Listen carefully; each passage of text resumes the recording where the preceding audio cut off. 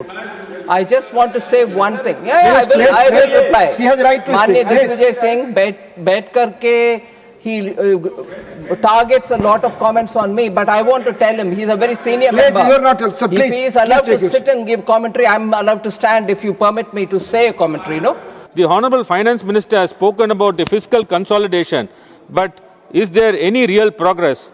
The fiscal deficit is projected to dip only slightly from 4.4% of GDP this year to 4.3% next year, and the centre's debt GDP ratio to 55.6% from 56.1%.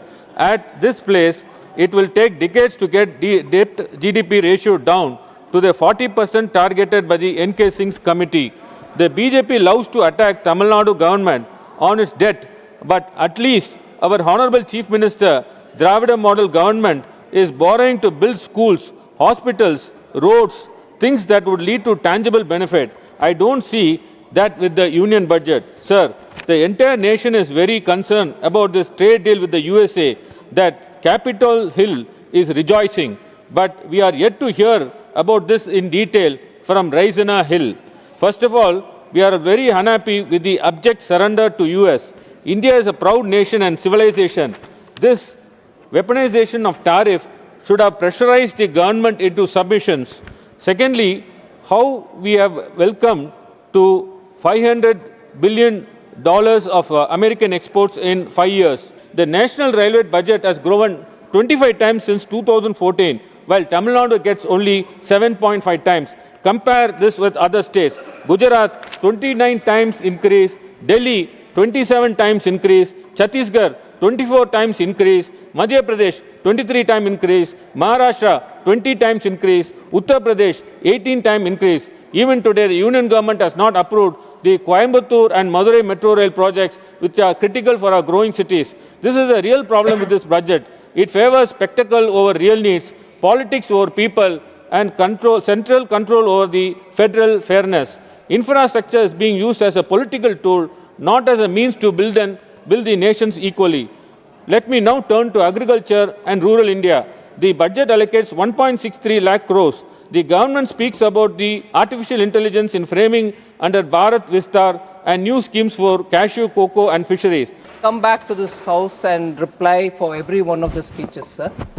But because an absolutely incorrect statement has been made by a very senior advocate of the Supreme Court, I just want to say one thing. I will reply. She has right to Manya speak. Digvijay Singh bet karke he targets a lot of comments on me, but I want to tell him he's a very senior member. You are not. So please, if he is allowed to please sit and give commentary, I'm allowed to stand if you permit me to say a commentary, no?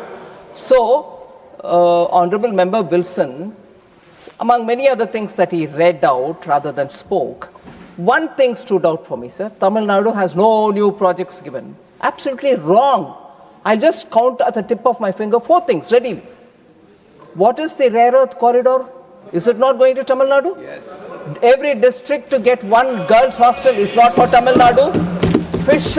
Fishermen getting a benefit to go into the deep sea and also their products to be treated as an export if they go from the high sea to any other destination is not going to benefit Tamil Nadu.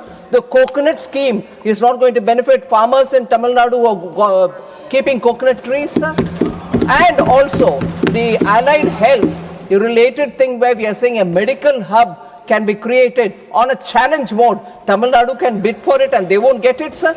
So I've just sort of off the cuff said a few things. Sweeping statements like this without any basis link with the budget which has been presented only 8 days ago is not right at all. Thank you. You promised 2 crore jobs which created every year. It has been 12 years. Where are 24 crore jobs created? You promised doubling farmer income, but you did nothing to increase this. Increase in inequality with top 1% holding 40% wealth. Sir, this budget on social welfare and the previous year budgets have shown an alarming neglect for the social welfare sectors.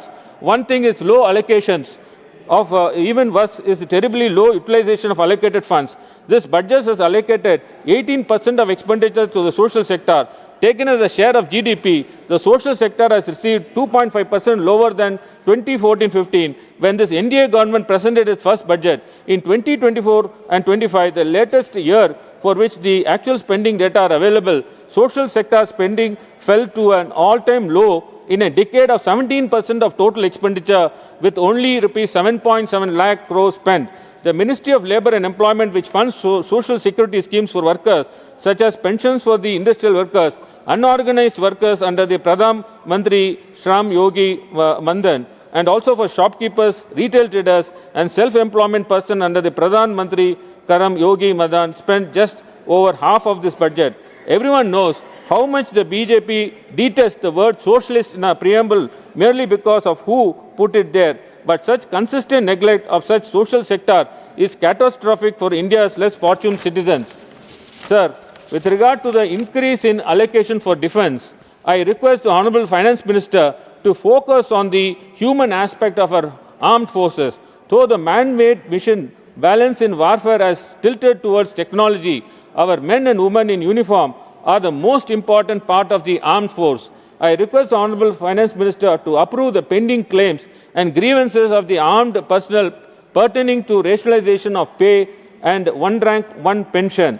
Sir, we are on the cusp of artificial intelligence revolution. Artificial intelligence is about to change the way human lives. We are lagging behind in funding artificial intelligence and data sectors. I would like to see more from the Union government on energy transition, semiconductors, and artificial intelligence. While I note the budget allocation for semiconductor 2.0 and tax holiday for till 2047 for all foreign investors who invest in India data centers, this is far from enough.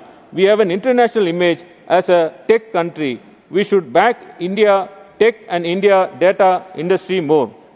Sir, I am also pained to note the policy allocation of 4,000 crores to Law and Justice Ministry.